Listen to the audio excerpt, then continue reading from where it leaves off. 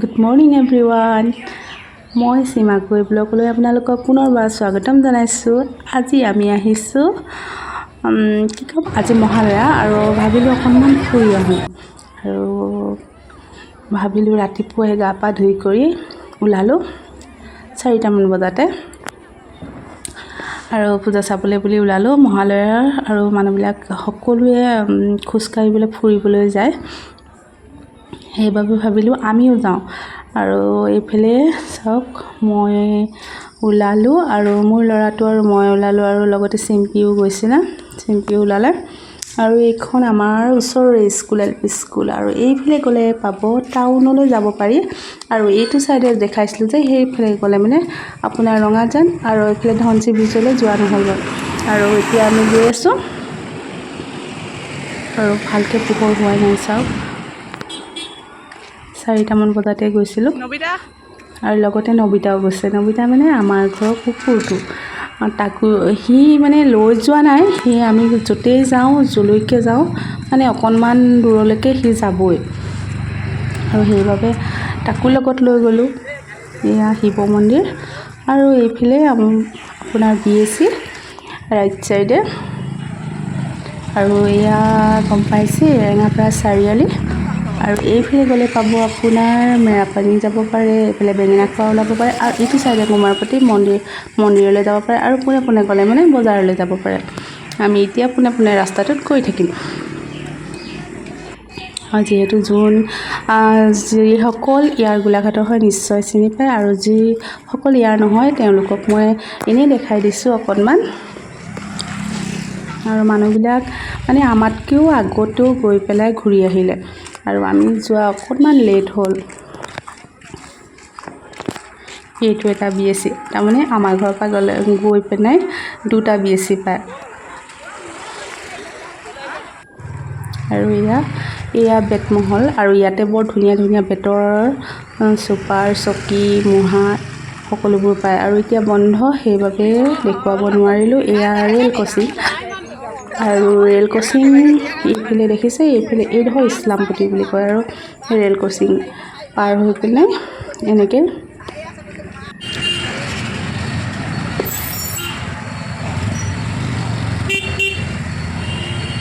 মানুহৰ ভিৰ দেখিছেনে? মানে ইমান নহয়, কিন্তু আগত গ'লে তাতোতকৈ বহুত বেছি পূজা নিচিনা। এয়া আমাৰ কুশল কোঁৱৰ চিকিৎসালয় গোলাঘাটৰ।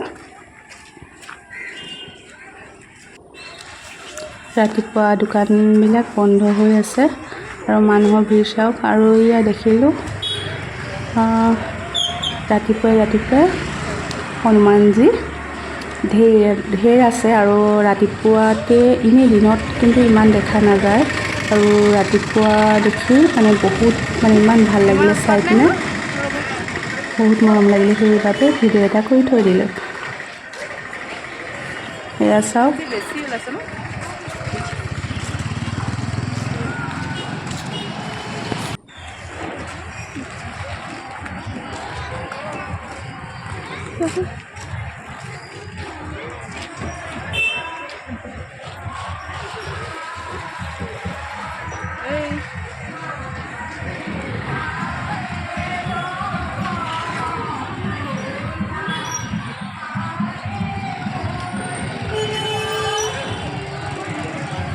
এইডোখৰ আকৌ দোকানী চাৰ্কেল, আমাৰ গোলাঘাটৰে একদম বিখ্যাত ঠাইডোখৰ হ'ল দোকানী চাৰ্কেল আৰু চবেই চিনি পায়। এয়া যাত্ৰা কৰিছে, প্ৰভাতী যাত্ৰা। মানুহৰ ভিৰ চাওক, একেবাৰে পূজা লাগিব।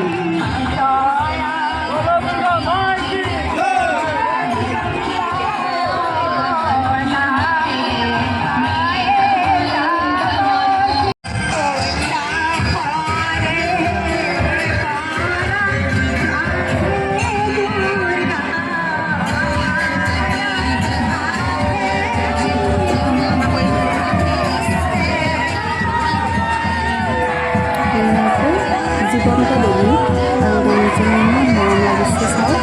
সেইবাবে ওচৰে পাজৰে অকণমান ভিডিঅ' কৰিবলৈ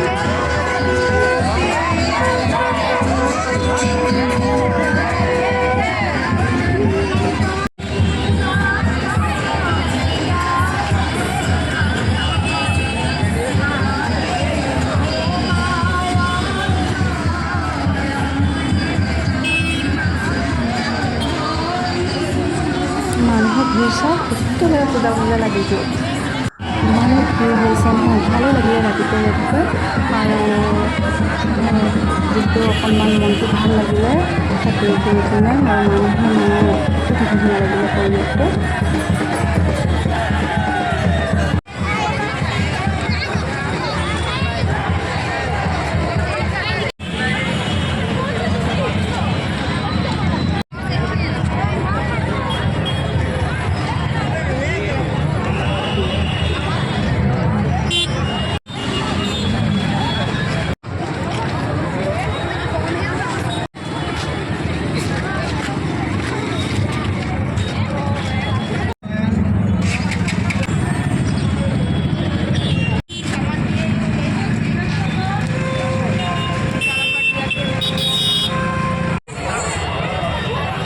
সিহঁতে আকৌ চাহ বনাই আছে ভাবিলোঁ চাহ কি কাৰণে বনাইছে বোলে ফ্ৰীকৈ খুৱাই আছে মানে যোনসকলে ফুৰিবলৈ আহিছে তেওঁলোকক চাহ খুৱাই আছে তেওঁলোকে আৰু বিনামূলীয়া কাষতে সিহঁতে চাহ খুৱাই আছে ময়ো চাহ একাপ খাই ল'লোঁ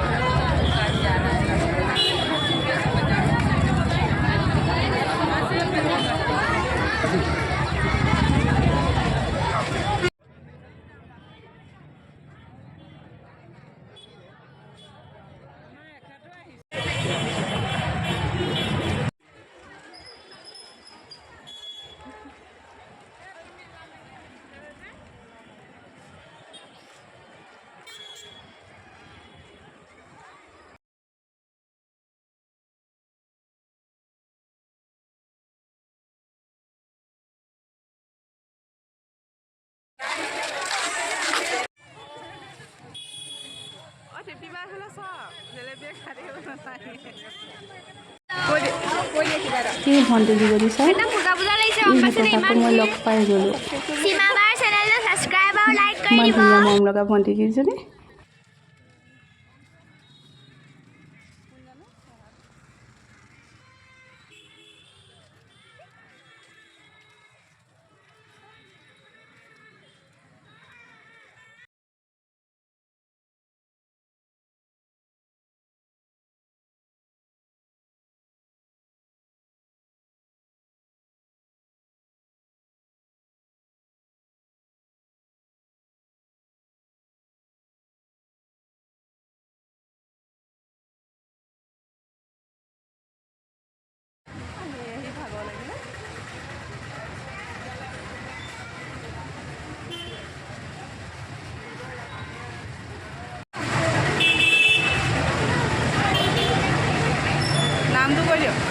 नामটো চন্দন গোলাঘাট টাউনি হেয়াৰ কাট নতুন নতুন ষ্টাইল পাই যায় ন ল'ৰা হেয়াৰ কাট হেয়াৰ কাট যিটো ষ্টাইল ক'লে এইটোৱে বনি যাব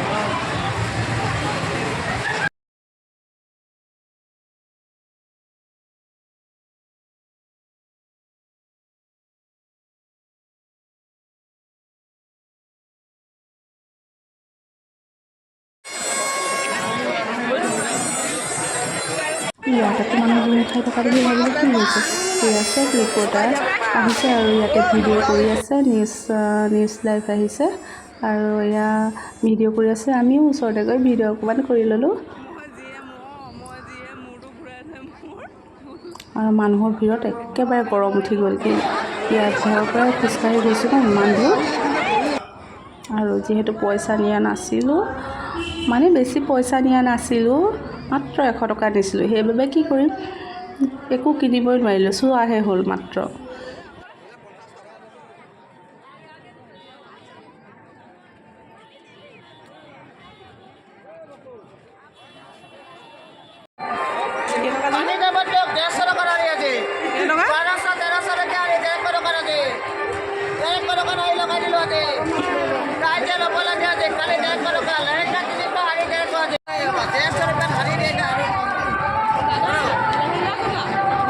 সেয়া আকৌ লেহেংগাবিলাক 300 টকা দি আছে এইবিলাক ভাল কাপোৰবিলাক ভাল আৰু সঁচাকৈও ভাল আছিলে লেহেংগাবিলাক 300কৈ দি আছিলে এইকেইটা আকৌ বৰ মৰম লাগে সেইবাবে আকৌ ভিডিঅ' অকণ কৰি ল'লোঁ কিন্তু কিনাৰ পিছত একোৱেই নহ'ল আৰু এয়া চাওক একদম নিজান পৰিৱেশ এইটো চাইডে বজাৰৰ মাজলৈ সেইকাৰণে অকণমান এনেই দেখাই দিলোঁ। আৰু মই শকত কেনেকুৱা হৈছোঁ দেখিছে, মই এতিয়া 73 কেজি হৈ গ'লোঁ। আগত আছিলোঁ 67 আৰু মোৰ চিন্তা হৈ গৈছে জানেনে।